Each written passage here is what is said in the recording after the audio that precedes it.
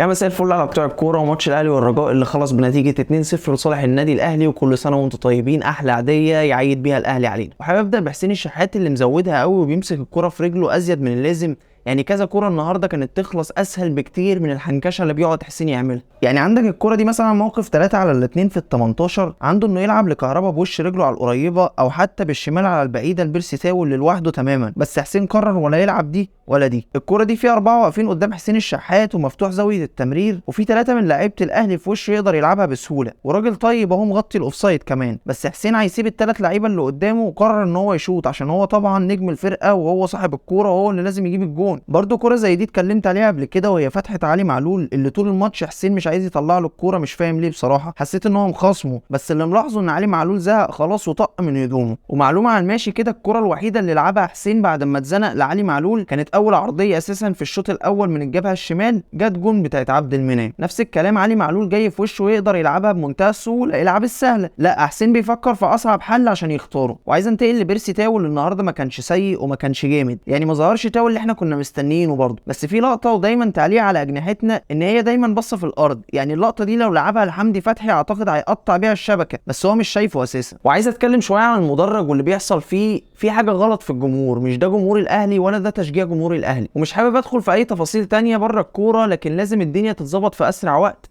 لان دي المفروض من نقط قوه الفرقه عندنا.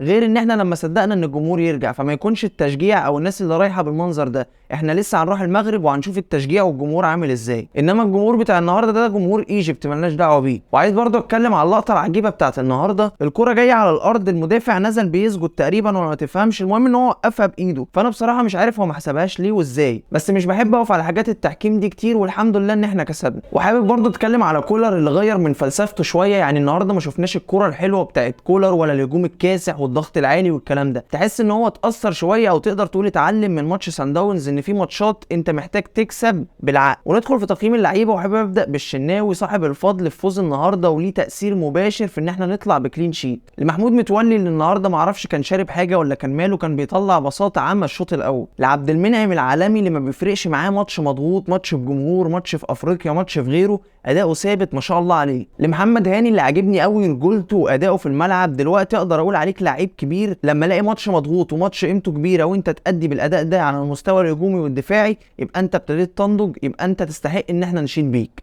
وعمرو السوليه كعاده ماتشات الفتره اللي فاتت هو شفاف ملوش اي تاثير. سيبك من ان حمدي فتحي نزل جاب جون، تاثيره في الملعب مش حاسس بيه، ولا بيعمل حاجه في الهجوم ولا بيعمل حاجه في الدفاع. فانا مش عارف ليه مصمم الفتره اللي فاتت ان هو يلعب السوليه. لو على الجزء الهجومي فانت تقدر تلعب القندوسي، لو على الجزء الدفاعي وحمدي فتحي حتى تاثيره الهجومي اكتر من عمرو السوليه فسيب حمدي فتحي. ونيجي النجم الماتش الجندي المجهول اللي انا مش هعرف اوفيه حقه مهما اتكلمت عنه، فانا قررت ان انا مش هتكلم في الحلقه دي عنه خالص، لكن انا عامل له حلقه لوحده عن ادائه في الماتش ده عشان تبروز المجهود والعظمه اللي قدمها مروان عطيه. وسؤال الحلقه، يا ترى الاهلي ضمن الصعود ولا لسه في كلام تاني في المغرب؟